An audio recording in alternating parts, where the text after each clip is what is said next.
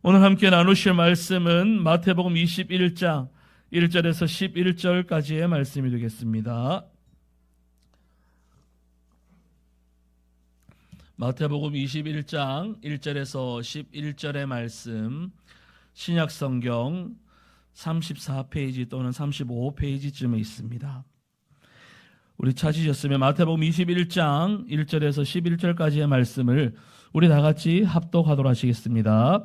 그들이 예루살렘에 가까이 가서 감람산 벳바게에 이르렀을 때에 예수께서 두 제자를 보내시며 이르시되 너희는 맞은편 마을로 가라.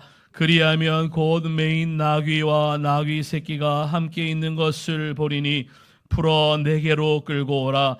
만일 누가 무슨 말을 하거든 주가 쓰시겠다 하라. 그리하면 즉시 보내리라 하시니 이는 선지자를 통하여 하신 말씀을 이루려 하심이라. 일러스되 시온 딸에게 이르기를 내 왕이 내게 임하나니 그는 겸손하여 나귀 곧 멍에 매는 짐승의 새끼를 탔도다 하라 하였느니라. 제자들이 가서 예수께서 명하신 대로 하여 나귀와 나귀 새끼를 끌고 와서 자기들의 겉옷을 그 위에 얹음에 예수께서 그 위에 타시니 무리의 대다수는 그들의 겉옷을 길에 펴고 다른 이들은 나뭇가지를 베어 길에 펴고 앞에서 가고 뒤에서 따르는 무리가 소리 높여 이르되 호산나 다윗의 자손이여 찬송하리로다. 주의 이름으로 오시는 이여 가장 높은 곳에서 호산나 하더라. 예수께서 예루살렘에 들어가시니 온 성이 소동하여 이르되 이는 누구냐 하거늘 무리가 이르되 갈릴리 나사렛에서 나온 선지자 예수라 하니라. 아멘. 오늘은 사순절의 마지막 주일이자 종려 주일을 맞이하면서 하나님의 말씀 앞에 서려고 합니다. 말씀을 나누면서 처음에 이런 이야기를 한번 드려봐요. 요즘 유명한 영화가 하나 있습니다. 혹시 뭔지 아시나요? 왕과 사는 남자. 누적 관객수 1542만 명, 역대 3위에 해당하는 엄청난 인기를 끌고 있는 영화입니다. 이 영화 덕분에 영월도 덩달아 호황을 누리는 이렇게 좀 굉장히 유명한, 모든 사람들이 이제 역사를 조금만 알면은 이 영화의 끝이 어떻게 마무리될 것이다라는 것을 알고 있음에도 불구하고 참 많이들 보는 그런 영화입니다. 그 영화를 보면 강원도 영월의 한 가난한 마을이 유배지로 지정되면서 일어난 일들을 다루고 있죠. 그래서 바로 왕이었다가 폐위된 단종의 이야기가 나옵니다. 온 마을 사람들이 왕과 함께 유배 온 사람들과 함께 살게 될 것을 기대합니다. 왜냐하면 다른 이웃 마을에, 가난한 마을에 유배에 왔던 사람이 다시금 금이 환영하면서 그 마을에 있던 청년들, 젊은이들을 이제 글을 가르쳐서 서울로 한양으로 데리고 갔고 과거 급제했다는, 그래서 그 일로 인해서 그 마을이 부자가 되어서 생일날 한번 닭 한 마리 잡아먹고도 힘든 그 마을이 1년 내도록 그냥 호의호식하는 마을로 변했다는 그 이야기를 듣고 또 다른 가난한 마을이 유배 오는 사람들을 모시는, 유배를 서로 이제 희망하는 그런 마을이 됩니다. 그런 내용들 안에서 한 마을에 이제 폐위된 단종이 유배지로 오게 되는 거죠. 그런데 왕과 함께 산다는 것은 단순히 같은 공간에 있는다는 의미만은 아니었습니다. 혹시 영월 그 청령포의 단종 유배지에 가보신 분이 계실런지 모르겠는데 거기 가보면 그냥 건너갈 수가 없잖아요. 그냥 거기서 뗏목을 타고 그 강을 건너서 외딴 섬과 같은 그곳에 들어가야지만 이제 그 단종이 살았던 그 작은 초가집, 이제 그곳에 갈 수가 있는데, 이제 그곳에 들어갈 때는 사람들이 아무나 들어가지 못하고 마을 이장격인 유해진 배우가 했던 그 역할을 했던 이장이 음식도 나르고 소식도 전하는 그런 일들을 하게 됩니다.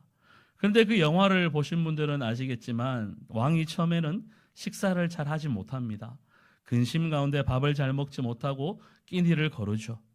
하지만 그 왕을 잘 먹이기 위해서 없는 형편에 가난한 마을이니까 있는 것 없는 것 다 끌어다가 한 상 가득 차려서 대접을 했는데 왕이 그것을 먹지 않으면 그 마을 사람들은 함께 슬퍼합니다. 아유, 우리가 준비한 것이 변변치 않아서 왕이 얼마나 좋은 걸 먹었는지 이 시골 촌구석에서 먹는 이런 풀떼기들은 싫어하는가 보다 하면서 함께 근심하게 돼요. 그런데 어느 날 이제 왕이 입맛이 돌았는지 살려고 결단을 했는지 함께 그 음식을 잘 먹습니다. 그러니 마을 사람들이 함께 축제가 되는 거예요. 마을 사람들은 왕이 먹지 않으면 함께 근심하고 왕이 먹으면 함께 즐거워하는, 그래서 왕이 웃으면 함께 웃고 왕이 슬퍼하면 함께 슬퍼하는 그러한 모습들로 점점 동화되어 갑니다. 그리고 결국 왕이 이제 뜻을 세우고 나라를 위해서 무엇인가 하기로 결단하고 실천할 때 가까이에서 왕을 모시고 따랐던 엄흥도, 이 모든 영화의 출발점이 되는 엄흥도라는 이장은 왕과 뜻을 같이 하면서 왕과 함께 그 거사를 일으키는 일에 동참하게 됩니다. 물론 역사가 주는 대로 단종의 계획은 실패로 돌아갑니다. 하지만 단순히 먹고 사는 문제에만 급급해서 유배지가 뭔지도 모르고 그냥 좋은 하나 양반이 왔다가 금이 환영할 때 자기들의 마을을 기억해 주기를 바랬던 그 마을 사람과 일확천금을 꿈꿨던 그 이장이 왕과 함께 며칠 사는 동안 왕과 함께 대의를 사는 모습으로 그들의 삶은 변화되어 가는 거예요. 훗날 사료에 의하면 엄흥도라는 사람이 이제 왕의 시신을 수습한 이후에 이제 삼족을 멸한다고 하니 엄흥도의 그 아들과 엄흥도는 전국 각지로 다 흩어집니다. 그때 사람들이 그 관리들이 와서 엄흥도와 그 부자들의 행적을 물을 때 마을 사람들이 한 마음이 되어서 어디로 갔는지 우리는 모릅니다 라고 하면서 그들이 도망간 곳을 알려주지 않고 숨겨주면서 먹고 사는 문제에 혈안이 있었던, 관심이 있었던 그들의 관심이 왕과 함께 하는 일로 그들의 관심사가 옮겨지게 된다라는 거예요. 이 모습은 영화 속의 이야기만으로 끝나지는 않을 겁니다. 우리의 삶도, 우리의 신앙도 마찬가지예요. 우리는 모두 어떤 왕을 모시고 살아갑니다. 제가 설교 중간중간 한 번씩 말씀드렸습니다. 우리가 신앙생활하면서 우리는 먼저 예수는 나의 주님으로 모시고 그 다음은 예수가 나의 왕임을 고백하는 것이 우리 성도들이다라고 말씀을 드렸어요. 우리는 예수를 주로 고백합니다. 그리고 이제 우리가 주일에 이렇게 모여서 하나님을 예배하는 것, 예수가 나의 주여가 되심을 고백하는 것을 넘어서 예수가 내 삶의 왕이 되심을 고백하기에 이렇게 한자리에 모여서 하나님을 예배하고 있는 겁니다. 그리고 그 왕이 누구인가에 따라서 우리의 삶의 방향은 결정될 겁니다. 그래서 오늘 이 종려 주일의 말씀은 우리에게 이런 질문을 던집니다. 너는 어떤 왕을 맞이하고 따르고 있느냐? 그러면서 오늘 말씀을 들여다보면 예수님께서 예루살렘으로 입성하시는 장면이 나옵니다. 사람들은 종려나무가지를 흔들면서 호산나 호산나 다윗의 자손이여 라고 합니다. 호산나라는 뜻은 간청합니다. 우리를 구원하소서, 우리를 구원하기를 간청합니다 라는 뜻이 바로 이 호산나라는 뜻입니다. 그러니 그들은 겉으로는 굉장히 열렬히 환호하지만 그들의 환호하는 그 속에는 나를 좀 제발 구원해달라, 내가 먹고 사는 문제를 좀 해결해달라, 이 땅에 사는 날 동안 잘 살 수 있도록 해달라, 그런 이야기가 호산나 호산나 다윗의 자손이여 라는 외침 속에 있습니다. 그러나 본문 10절에 보면 그들의 외침이 얼마나 허무맹랑한지 잘 알 수 있어요. 본문 10절을 이렇게 이야기합니다. 예수께서 예루살렘에 들어가시니 온 성이 소동하여 이르되 이는 누구냐 하거늘.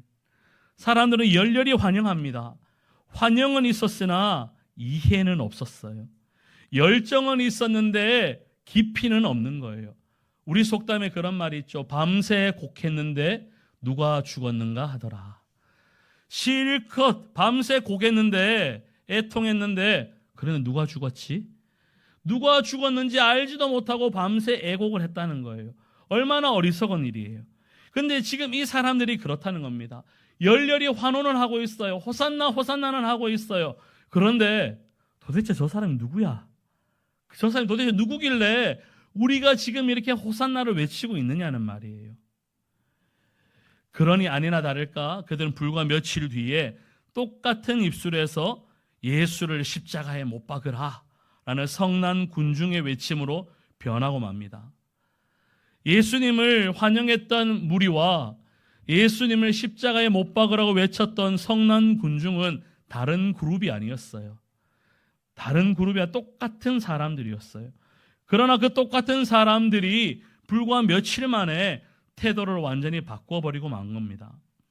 이 장면은 단순한 역사적 사실이 아니라 우리 자신의 모습을 비추는 거울과도 같습니다. 우리는 이 사순절 기간 동안 3월 첫 주부터 나를 향한 질문 앞에 계속 섰어요. 3월 첫 주에는 부르심, 제자들을 부르시는 그 본문을 가지고 하나님이 나를 부르실 때, 주님이 나를 부르실 때 나는 따라갈 것인가? 그리고 두 번째 주에는 요엘서의 말씀을 가지고 회개, 나는 예수님 앞에 주님 앞에 회개함으로 돌아갈 것인가? 그리고 세 번째 주에는 십자가 앞에서 나는 내려놓는 삶을 살 것인가? 그리고 지난 주일에는 예수님께서 행하신 그 세족식 그 장면을 가지고 나는 낮아질 것인가? 나는 섬길 것인가? 그런 질문을 좀 드렸어요. 그러면서 오늘은 마지막 질문입니다. 나는 예수님을 나의 왕으로 모실 것인가? 나는 예수님을 나의 왕으로 모실 것인가? 이 질문에 대한 답을 좀 고민하면서 함께 은혜를 나누려고 합니다. 첫 번째로 한번 따라 하시겠습니다. 예수님은 우리가 기대하는 왕이 아니라 하나님이 보내신 왕입니다. 예수님은 우리가 기대하는, 내가 기대하는 왕이 아니라 하나님이 보내신 왕이다라는 거예요. 좋은 선생님은 잘 가르치는 선생님이 아니에요. 어떤 선생님이냐? 5분 늦게 들어오고 5분 일찍 맞춰주는 선생님. 좋은 선생님은 기준은 딴 거 없어요. 5분 늦게 오고 5분 일찍 맞춰주면 그 선생님 최고네, 최고. 그래, 오늘 일부 예배 때도 이야기하니까 지연이가 맞다고. 아무튼 진짜 제일 좋은 선생님은 일찍 맞춰주고 급식 빨리 먹으라는 선생님 제일 좋을 거예요.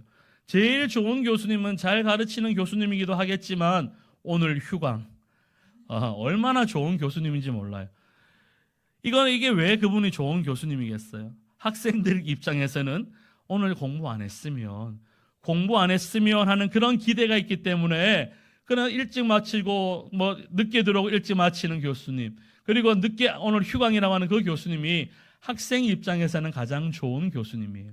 근데 반대로 부모 입장에서는 어떻게 했어요? 나쁜 선생님인 거예요. 등록금 몇백만 원 내고 대학 보내는데 하루 휴강? 돈이 얼만데 보강도 없고 하루 휴강하며 그냥 꽁돈 날라가는데 얼마나 나쁜 선생님인 거예요.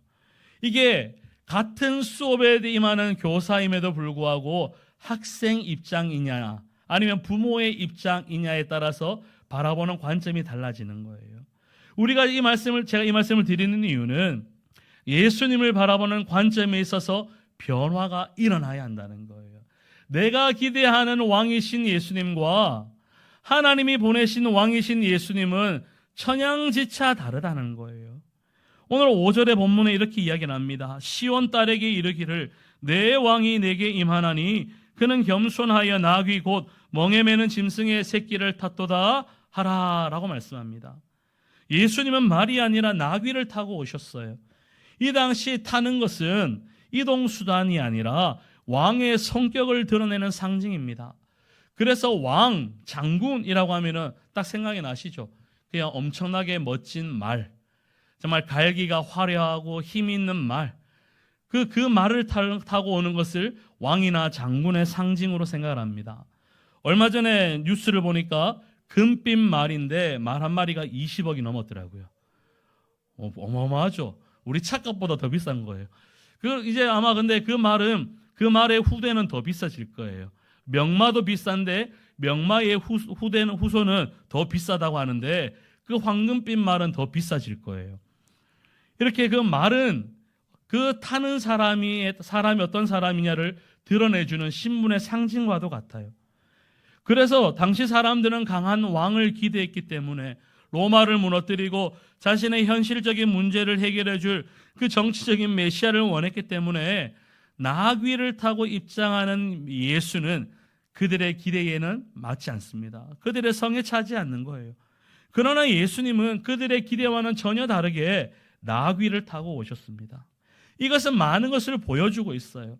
큰 말, 어마어마한 명마, 요즘으로 하면 수십억 해당하는 그 좋은 말을 타고 오는 그런 상징적인 것이 아니라 아무도 타지 않은 나귀 새끼를 타고 오셨다는 것은 힘이 아니라 온유함으로 오셨다는 것이고, 정복이 아니라 순종으로 오신 것이고, 영광이 아니라 십자가의 죽음으로 이 땅을 향해 오셨다라는 거예요.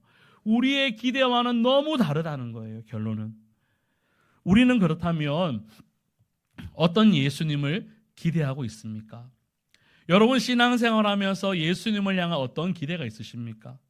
내 문제를 해결해 주는 예수님, 내 삶을 편하게 해주는 예수님, 내 뜻을 이루어주는 예수님을 기대하고 있지 않으십니까? 물론 그러한 기대도 필요합니다. 예수 믿고 잘 살아야죠. 예수 믿고 희망이 있어야죠. 예수 믿고 기쁨이 있어야죠. 그러나 예수님은 우리의 기대만을 만족시키기 위해서 오신 분이 아니라 하나님의 뜻을 이 땅 가운데 이루기 위해서 오신 분이라는 거예요. 하나님의 뜻을 이루어가는 과정 가운데 그 하나님의 뜻과 우리의 바람과 우리의 기도가 일치하면 그것이 응답이 되는 거예요. 하지만 하나님의 뜻을 이루어가는 길 가운데 그 하나님의 뜻과 내 뜻이 일치하지 않고 부딪히면 그 뜻은 이루어지지 않는다는 거예요. 그래서 신앙은 이렇게 묻는 겁니다. 주님, 내 뜻이 아니라 하나님의 뜻은 무엇입니까? 하나님, 이 사건과 이 문제 앞에 내 뜻 말고 하나님의 뜻은 무엇입니까? 이것을 묻는 것이 진짜 신앙이라는 거예요. 그러나 사실 이 고백이 쉽지만은 않습니다. 왜냐하면 여전히 우리는 내 뜻이 이루어지기를 더 원하기 때문이죠. 일이 잘 풀리기를 원하고, 문제가 빨리 해결되기를 원하고, 내 마음이 편해지기를 원하고, 저 사람이 내 뜻대로 이 모든 것들이 내 계획 안에서 이루어지기를 원하는 것이 우리의 마음이기도 해요. 그래서 때로는 주님의 뜻보다는 내가 원하는 방향을 더 붙잡고 살아가곤 합니다. 주님이 분명히 말씀하실 거예요. 야, 내가 원하는 뜻은 이거야 라고 아무리 똑똑똑 마음을 두드려도 안 들립니다. 지금은 안 들립니다. 지금은 안 들립니다. 주님, 잠시만요. 지금은 주님 뜻 말고 내 뜻이 조금 더, 내 뜻을 조금 더 하면서 하나님의 뜻보다 내가 원하는 방향을 더 붙잡고 살아갈 때가 있다라는 거예요. 그런데 주님은 우리를 정죄하시기보다 다시금 묻고 계십니다. 그래도 나를 믿고 나를 따르겠느냐? 주님은 끊임없이 우리가 주님의 뜻을 묻지 않고 내 뜻대로 내가 원하는 대로 살아도 끊임없이 우리의 마음의 문을 똑똑똑 두드리면서 그래도 나를 좀 믿고 나를 따르지 않겠느냐라고 부르고 계신다는 거예요. 이 질문 앞에서 우리는 좀 솔직해질 필요가 있어요. 주님, 아직도 제 마음이 흔들립니다. 제 뜻을 내려놓는 것이 쉽지가 않습니다. 이런 정직하고 솔직한 반응이 우리 안에서는 좀 필요하다는 거죠. 왜냐하면 바로 그 자리에서 우리는 다시금 시작할 수 있기 때문인 거예요. 주님은 완벽한 결단을 요구하는 분이 아니세요.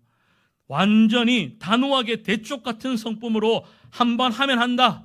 죽으면 내가 목에 칼이 들어와도 반드시 그 일을 하고 만다.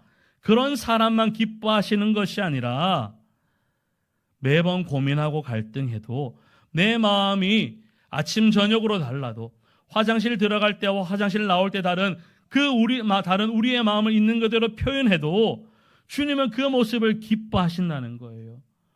신앙은 내 뜻을 고집하던 자리에서 조금씩 주님의 뜻을 묻기 시작하는 겁니다. 그래서 가정에서 갈등이 있을 때 주님, 내가 이기기보다 사랑하기를 원합니다. 일터에서는 선택의 순간이 올 때마다 주님, 편하고 이익이 되는 것보다 옳은 길을 선택하기를 원합니다. 사람을 대할 때도 주님, 내 감정이 아니라 주님의 마음으로 반응하기를 원합니다. 이런 결단이 있어야 한다는 거죠. 주님의 뜻을 따른다는 건 큰 결단 이전에 오늘 하루의 작은 선택에서 시작이 될 겁니다. 그래서 우리는 오늘 이 질문 앞에 이렇게 고백했으면 좋겠습니다. 한번 따라해 보실까요? 주님, 완벽하지는 않지만 그래도 오늘 한 걸음을 주님 뜻에 맡기겠습니다. 아멘. 완벽하지 않아도 돼요. 오늘 한 걸음을 주님 뜻에 맡길 때 주님께서 우리의 삶을 기뻐하실 줄 믿습니다. 두 번째는 사람들의 환영은 뜨거웠지만 깊지는 않았습니다. 이 말은 무슨 말이냐? 그냥 환호는 하는 것 같은데 진짜 그 의미를 모르고 있다는 거예요. 본문 8절과 9절을 보면 사람들은 겉옷을 길에 깔고 종려나무 가지를 흔들고 열정적으로 예수님을 맞이합니다. 그러나 조금 전에 서두에 말씀드린 것처럼 10절에 보면 그 환영이 이렇습니다. 예수께서 예루살렘에 들어가시니 온 성이 소동하여 이르되 이는 누구냐 하거늘. 그들은 환영을 했지만 알지 못했어요. 열정은 있었으나 예수님과의 그 관계는 없었다는 거예요. 그러면 어떻게 되겠습니까? 그 믿음은 오래가지 못하는 거예요. 왜냐하면 그들의 믿음은 예수님을 따르는 믿음이 아니라 자신들의 기대를 가지고 따르는 인본주의적인 믿음이었기 때문인 거예요. 예수님이 자신의 기대대로 움직이지 않자 그들은 쉽게 돌아섭니다. 여러분 어떻습니까? 내 기대대로 움직이지 않으면 나의 마음이 상할 때가 있어요. 어제 제가 저녁에 집사람한테 마음이 살짝 상할 뻔했어요. 왜 그런가 하면 저녁에 목양실에 앉아서 말씀을 준비하면서 있는데 바깥에서 맛있는 음식 냄새가 나는 거예요. 그게 한 6시 조금 넘었거든요. 그래서 이제 곧 저녁 먹으라고 전화가 오겠구나. 그래 잔뜩 기대를 하고 있었어요. 되게 맛있는 냄새가 났거든요. 뭐 해주려나? 제 집사람이 항상 토요일만 되면은 먹고 힘내라고 고기 반찬을 해주거든요. 그래서 고기 반찬 해주나? 뭐 하지? 8시가 되어도 연락이 없는 거예요. 그래서 제가 연락을 했어요. 오늘 저녁은 어떻게 하냐고 하니까 자기는 먹었대요 벌써.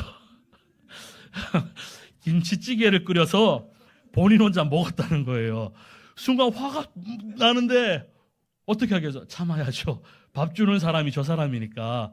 그래서 왜 안 줬냐고 하니까 아니 아까 당신 예린이 짜파게티 끓여주면서 한 젓가락 먹고 그냥 입맛 없다면서요 라고 하는 거예요. 그게 입맛이 없다고 했지 배가 다 찼다는 이야기는 아니잖아요. 제 기대는 음식을 맛있게 하니까 냄새가 나니까 곧 연락을 주겠구나. 배가 고픈데도 불구하고 또 너무 재촉하면은 또 너무 또 사람이 재신머리가 없으니까 설교 준비하면서 기다렸는데 8시가 되어도 소식이 없는 거예요. 그래서 도저히 못 참고 연락을 집에 가니까 혼자 다 먹었다는 거예요. 막 속이 막이라는데 그래도 또 기다렸죠. 여보 나 그러면 그거 나도 좀 달라고. 그러니까 집사람이 알겠다고 있는 반찬 없는 반찬 다 꺼내가지고 다시 김치찌개에다 두부도 넣고 막 다 한 상 차려서 주더라고요. 그래서 제가 맛있게 먹었어요. 제 기대는 6시에 냄새가 날 때 이제 곧 밥을 주겠구나. 밥을 곧 주겠구나 했는데 무려 2시간이나 지났어요. 이 사람이. 더군다나 자기 혼자 먹었어요. 얼마나 화가 날 일이에요. 근데 제가 조금 말씀을 준비하다 보니까 은혜가 있었는지 화를 내지 않았어요. 내 기대랑 저 사람이 생각한 것은 달랐구나. 굳이 화를 낸들 이미 저 사람은 밥을 먹었고 나는 밥을 먹으면 되는 문제고 성질낼 이유가 하등의 이유가 없으니까 점잖하게 기다렸죠. 나 밥 좀 달라고. 그러니 한 상 차려주더라고요. 우리의 기대대로가 움직이지 않으면 우리의 마음은 불같이 화가 일어날 때도 있어요. 여러분의 마음속에는 어떻습니까? 내 기대대로 내가 막 이런 기대를 가지고 했는데 그 사람이 그런 반응이 없으면 여러분 그럴 수도 있지 라고 하시겠어요? 만약에 이번에 신방하면서 여러분 원사님들이 참 저한테 극진하게 대접을 해주셨어요. 특히 어제 그저께 3지역에 신방을 갔는데 정말 놀랐어요. 저는 과일이 그렇게 많은 줄 몰랐어요. 종류가. 세 분이서 죄송해요. 얼마나 귀여우신지. 세 집을 예배 드리니까 과일 겹치지 말게 준비하자. 그래서 첫째 집, 둘째 집, 셋째 집이 과일이 다 달랐어요. 얼마나 호사를 누렸는지. 그런데 만약에 제가 그걸 먹을 때마다 에이 과일이 뭐 이래요. 과일이 맛도 없고 이게 뭐 달지도 않고 맛도 없다고 뭐 이렇게 준비했냐고 제가 핀잔을 줬다고 생각해 보십시오. 여러분 마음 막 부하가 막 치밀어 오를 거예요. 막 신방할 때 있었던 그 은혜는 온데간데 없고 기껏 준비했더니만 하는 소리라고는 저런 소리 한다고 막 부하가 치밀어 오를 거예요. 그렇게 준비하는 기대 가운데는 제가 맛있게 먹는 걸 거예요. 그 맛있게 먹고 항상 깨끗하게 먹고 나면 내가 준비한 거 그 기대한 대로 목사님이 반응하니 너무 즐겁고 만족함이 있을 거예요. 우리 안에 그 기대한 대로 사람이 곧잘 따라오지 않으면 내 안에 실망감을 넘어서 분노가 일어날 때도 있어요. 그게 우리 사람들을 대할 때도 마찬가지인 거예요. 내가 저 사람을 대할 때 저 사람이 이렇게 했으면 좋겠고 저 사람이 저렇게 했으면 좋겠고 그런 기대함이 있는데 그 기대가 채워지지 않으면 곧잘 쓴소리하기도 하고 화를 내기도 하고 이제 당신은 하고는 관계를 끊을 거야 절연하기도 한다는 거예요. 이 사람들이 그랬다는 거예요. 우리만 그런 것이 아니라 2000년 전 예수님 당시에 그들이 예수님을 향한 그런 기대가 있었던 거예요. 정치적인 메시아로 오셔서 자신들의 먹고 사는 문제를 해결해 주고 로마의 앞자리에서 억울한 일 당했던 힘든 일을 당했던 그들이 이제 좀 새 시대를 맞이할 기대가 있었는데 예수님은 전혀 다른 쪽으로 말씀하시니 화가 나는 거예요. 기대가 크면 뭐도 크다? 실망도 큰 거예요. 이들은 예수님을 향한 그런 기대가 있었는데 기대가 다 무너지니 그 실망을 넘어서 이제 분노로 바뀌어서 예수님을 십자가에 못 박으라고 외치게 되는 거예요. 우리의 신앙도 그럴 수 있습니다. 예배 시간에는 뜨거워요. 하지만 삶 속에서는 쉽게 식어버리는 신앙이 될 수도 있고 기도할 때는 간절하지만 상황이 바뀌면 도무지 변화하지 않는 상황이 되면 포기하거나 낙심하거나 흔들리는 신앙이 우리의 신앙일 수도 있다는 거예요. 그래서 신앙은 감정이 아니라 결단이 되어야 하는 거예요. 감정적인 요소는 누구나 다 할 수 있어요. 한번 말씀드렸죠. 예전에 선교한국이라는 그 대형 집회에 가면 선교적인 분위기로 쫙 몰아가요. 그러면 사람들이 마지막에 어떻게 합니까? 제가 주님을 위해서 헌신하겠습니다. 선교사로 헌신하겠습니다. 딱 하고 눈물 다 닦고 집에 딱 오면은 내가 그때 왜 그랬지? 이래 후회를 하는 거예요. 그 감정적인 것들이 막 동원이 되면 그런 반응을 하는데 그 감정적인 요소가 싹 사라지면 나의 결단이 후회로 바뀌는 경우가 부지기수입니다. 그래서 감정을 뺀 하나님의 말씀에 근거한 결단이 있어야 되는 거예요. 그래서 주님은 오늘 우리에게 묻고 계십니다. 너는 나를 끝까지 따르겠느냐? 너는 나를 끝까지 따르겠느냐라고 말씀합니다. 그런데 이 질문 들으면 우리의 마음은 무거워질 수도 있어요. 왜냐하면 우리는 늘 끝까지 따르지 못한다는 사실을 너무 잘 알고 있기 때문에 작심삼일이고 중도 포기하기가 일수인 우리의 연약함을 나 스스로가 너무 잘 알기 때문에 우리의 마음은 힘들 수 있다는 거예요. 처음에는 뜨겁게 시작하지만 시간이 지나면 식어버릴 때가 있고 결단했지만 흔들릴 때도 많음을 우리 너무 잘 압니다. 그래서 어떤 분들이 이렇게 생각을 해요. 나는 끝까지 못 따를 것 같은데. 그래서 아예 따를 시작조차 하지 않습니다. 그런 이 질문은 우리를 정죄하기 위한 질문이 아니라 끊임없이 반복적으로 주님을 따르기 위한 주님의 초대라는 거예요. 그래서 우리가 얼마나 완벽하게 따르기보다 지금 이 순간에도 주님 앞으로 나오기를 결단하는 그 모습을 주님은 기뻐하고 계세요. 옛 이야기 중에 그런 이야기가 있어요. 어느 고개에 가서 길을 가다가 넘어지면 3년밖에 못 산다는 그런 고개가 있어요. 사람들이 그래서 그 고개를 넘어가지 않고 그 고개를 피해서만 다녔어요. 근데 한 사람이 그 소문을 듣고 그 고개에 왔어요. 일부러 그 고개에서 넘어졌어요. 그러니 사람들이 이렇게 이야기합니다. 아이고 어떡하나 이제 3년밖에 못 산다. 큰일 났다. 라고 이야기를 하니까 그 사람이 어떻게 했을 것 같으세요? 거기서 또 넘어졌어요. 그러면 3년 살고 또 3년 더 또 사는 거예요. 그 다음에 또 어떻게 했겠어요? 또 넘어지는 거예요. 계속 넘어지는 거예요. 3년씩 이게 한 번 넘어질 때마다 3년이니까 10번 넘어지면 30년 사는 거예요. 이제 그러면서 이제 우화라는 거예요. 사람들 안에 잘못된 미신이나 그 생각이 사람의 마음을 병들게 하면서 아예 시작조차 안 할 마음을 먹게 한다는 거예요. 우리 말에, 우리 그 사자성어에 작심삼일이라는 말이 있죠. 한 번 마음 먹고 3일을 넘지 못한다는 그 말이 있죠. 우리는 사실 잘 그런 것 같아요. 주님을 따르는 것을 주저하는 이유가 따르다 못하면 어떡하지? 내가 한번 따르려고 먹었는데 3일을 넘기지 못하는데 어떻게 하지? 괜찮아요. 걱정하지 마세요. 작심삼일을 한 달에 10번만 하면 돼요. 그러면 한 달에 10번만 하면 한 달 내도록 주님을 따르는 삶을 살게 되는 거예요. 작심삼일을 반복하면 되는 거예요. 저는 그 작심삼일이 그렇게 부정적으로만 보지는 않습니다. 물론 우리의 결단이 지속되면 좋겠죠. 하다가 아니하면 못하다고 그런 말 때문에 하다가 아니하는 경우도 있는데 저는 끊임없이 반복하는 것은 중요하다고 생각을 해요. 작심삼일을 10번이고 20번이고 반복하다 보면 돌아서 보면 주님을 따르는 삶을 살고 있는 거예요. 제자들도 주님을 잘 따르지 못했어요. 그들도 도망갔고 그들은 흔들렸고 주님을 부인하고 저주했어요. 그러나 주님은 그들을 버리지 않으셨고 찾아오셨고 그들에게 다시금 사명을 맡기셨어요. 우리의 신앙은 이렇게 말할 수 있어요. 주님, 저 완벽하지 않습니다. 그런 아버지 하나님, 그래서 따를 수가 없습니다. 라고 말을 할 수 있어요. 그러나 주님이 원하시는 것은 거기서 끝나는 것이 아니라 그러나 포기하지 않겠습니다. 다시금 주님을 따르겠습니다. 이런 결단이 있기를 원하고 계신다는 겁니다. 끝까지 따른다는 것은 한 번도 넘어지지 않는 것이 아니라 넘어질 때마다 다시금 주님을 붙드는 삶인 줄 믿습니다.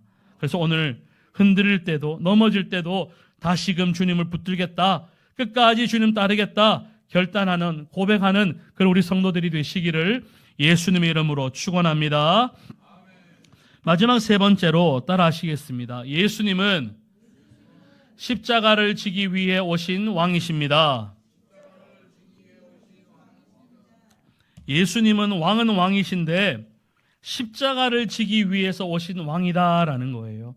그래서 종려주일은 단순한 환영의 날이 아니라 십자가로 들어가는 시작이라는 거예요.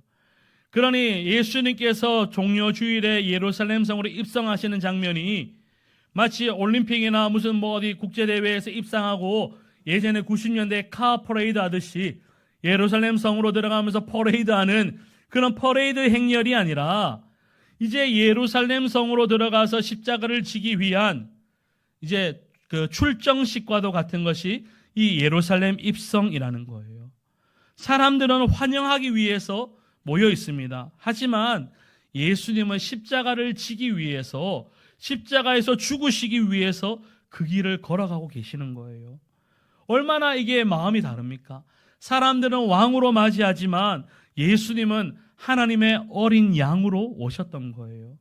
사람들은 영광을 노래하지만 예수님은 십자가의 죽음을 바라보면서 걸어가고 계시는 거예요. 이것이 우리가 믿는 왕이신 예수님입니다. 우리를 위해서 고난을 선택하신 왕, 우리를 위해서 십자가를 지신 왕이 우리가 믿는 예수 그리스도라는 거예요. 그래서 오늘 우리의 신앙은 이 질문 앞에 서야 합니다. 나는 이 왕을 따를 것인가?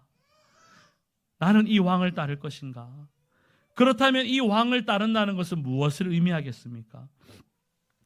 편한 길을 선택하는 것이 아니라 옳은 길을 선택하는 것이고, 손해보는 것 같지만 정직을 선택하는 것이고, 억울하지만 용서를 선택하는 것이 왕의 길을 따라가는 것이에요. 그런데 이 질문 이렇게 말씀드리며 주님 두렵습니다. 저는 아직 준비가 안 된 것 같습니다. 저는 그럴 만한 인물이 못 됩니다. 저는 그런 그릇이 안 됩니다. 라고 말씀하실 수 있어요. 그러나 우리가 예수를 주로 고백한다면 이제 우리의 신앙이 구원의 완성에 이르려면 왕의 길을 따라가야 되는 거예요. 왕의 길을 따라가지 않으면 구원받은 기쁨이 충만하지만 그 기쁨은 세상 재미와 쾌락 앞에 쉬 사라질 뿐이라는 거예요. 날마다 우리가 구원의 완성에 이르기 위해서는 처음 받았던 구원의 감격에만 머물러 있지 말고 은혜의 깊은 자리로 나아가기 위해서 왕의 길을 따라가야 하는 거예요. 여러분의 신앙이 지금 어디에 머물러 있습니까?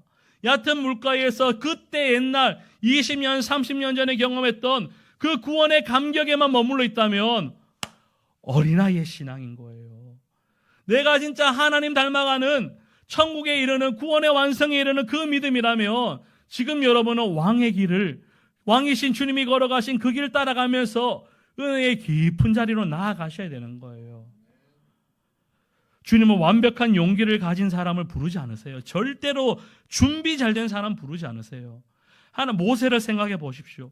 모세가 40세가 되었을 때 애굽의 문무를 겸비한 타고난 실력자가 되었을 때 하나님은 그를 사용하지 않으셨어요. 그가 자기의 힘으로 그 애굽의 그런 관리를 때려 죽이고 내가 이제 이스라엘 백성을 구원하겠다라고 자기가 가진 것을 의지했을 때 하나님은 모세를 버리셨어요. 미디안 광야로 버리셔서 그냥 양이나 몰고 양이나 치는 별 볼 일 없는 촌부로 40년을 낭비하게 하세요. 모세가 그 미디안 광야에서 낭비한 40년은 인생에서 가장 핵심적인 세월이에요. 120년을 살았는데 40부터 80까지. 우리가 이제 90을 산다고 하면 우리 나이로 30에서 60까지 가장 생산적인 그때를 산골짜기에 처박아 놓고 낭비하셨던 거예요. 그리고 이제 우리 나이로 60부터 90까지 이제 나라에서 연금 받아 먹어야 되는 그 나이부터 하나님은 모세를 사용하셔서 이스라엘을 구원하는 민족의 지도자로 그를 사용하셨던 거예요. 잘 준비된 사람을 사용하는 것이 아니라 흔들려도 실력이 안 되어도 때로는 갈등해도 때로는 두려워해도 주님을 향해서 한 걸음 내딛는 그 사람을 하나님은 기뻐하시고 그와 함께 하신다는 거예요. 서두에 말씀드린 영화 그 왕과 사는 남자 그 영화를 보면 결국 역사가 알려주는 대로 단종은 사약을 받고 죽음을 당합니다. 그리고 그 시신은 거적대기에 쌓여서 동강에 던져지게 됩니다.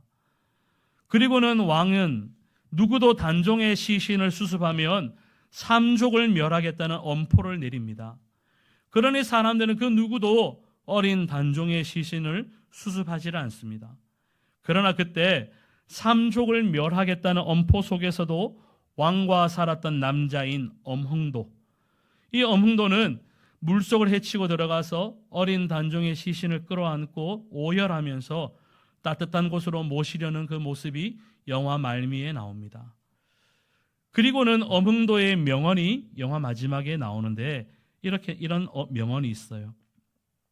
위선피화 오소감심. 무슨 말인가 하면 선한 일을 하다가 화를 당하더라도 내가 달게 받겠다. 저는 이 사람이 믿음이 있었던 사람인가 싶을 정도로 너무 멋진 말인 것 같아요. 제가 실은 이 영화를 봤어요. 우리 집사람하고 거의 한 예린이 태어나기 전에 한 편 보고 한 8, 9년 만에 처음으로 영화를 한 편 봤는데 이 대목에서 저도 모르게 울었어요. 너무 감동적인 거예요. 절규하면서 단종을 죽이는 엄흥도와 그리고 그 마지막에 단종의 시신을 수습하는 그 장면이 너무 감동으로 다가오면서 이 마지막 말에 제 마음이 콱 박히는 거예요. 선한 일을 하다가 화를 당하더라도 내가 달게 받겠다. 그러면서 오늘 말씀을 준비하면서 이 장면이 딱 떠오르는 거예요. 선한 일을 하다가 왕을 따르는 삶을 살다가 같은 의미인 것 같아요. 그래서 왕을 따르는 삶을 살다가 내가 이 세상에서 때로는 화를 당하고 핍박을 당하고 박해를 당하고 아니 복을 받지 못한다 할지라도 나는 달게 여길 준비가 되어 있는가 하는 거예요. 마태복음 5장에 보면 8복이 나오죠. 마지막인 10절에는 기회합니다. 의를 위하여 박해를 받는 자는 복이 있다. 의를 위하여 왕을 위하여 함께 살다가 왕의 길을 따라가다가 박해를 받는 자가 복이 있다라고 이야기하는데 우리는 그 복된 길을 외면하고 있지는 않느냐는 겁니다. 그래서 우리의 결단은 거창하지 않아도 좋을 것 같아요. 오늘 하루 편한 길이 아니라 주님이 기뻐하시는 길을 결단하고 선택하셨으면 좋겠어요. 때로는 왕을 따른다고 하면 화를 당할 수도 있고 곤욕을 치를 수도 있을 거예요. 그래도 그것이 선한 일이고 왕을 따르는 일이라면 우리는 그 길을 마땅히 걸어가야 하지 않겠습니까? 훗날 세월이 흘러서 그 어뭉도라는 사람은 이제 직위를 받게 되는 거예요. 죽었지만 나중에 그가 단종의 시신을 수습한 그 일로 인하여서 그는 직위를 받게 되고 단종을 해야 한 명에는 어떻게 됩니까? 부관 참시를 당해요. 죽고 난 다음에 매장되어 있던 그 시체를 꺼내서 다시 목을 자르는 그 형벌 가운데 가장 수치스러운 그런 부관 참시를 당하게 됩니다. 진짜 왕을 따르고 왕과 함께 했던 사람은 훗날 높여지게 되는 거예요. 우리가 주님을 따르는 삶이 고될 수 있어요. 하지만 우리가 완벽하지는 못하더라도 오늘 하루만이라도 지금 이 순간만이라도 십자가의 길을 선택하고 왕과 함께 따르는 길, 왕과 함께 사는 길을 선택하면 주님이 그 자리 가운데 복을 주실 줄 믿습니다. 말씀을 마무리하면 오늘 종료주일의 이 말씀은 우리에게 마지막 질문을 던집니다. 너는 나를 왕으로 섬기겠느냐? 이 질문은 감정의 문제가 아니라 삶의 주인을 바꾸는 문제입니다. 내가 중심이었던 삶이 주님이 중심이 되는 삶으로 바뀌는 것이고, 입술로만 외쳤던 신앙이 결단함으로 삶의 자리에서 변화된 모습으로 일어나는 것이 주님을 왕으로 섬기는 삶입니다. 이 사순절 마지막 기간 이렇게 고백하셨으면 좋겠습니다. 한번 마지막으로 따라해 보실까요? 주님을 나의 왕으로 모시겠습니다. 아멘. 주님을 나의 왕으로 모시는 이 고백이 우리의 삶의 결단으로 이어지는, 실천으로 이어지는 우리 모두가 되시기를 예수님의 이름으로 축원합니다. 아멘.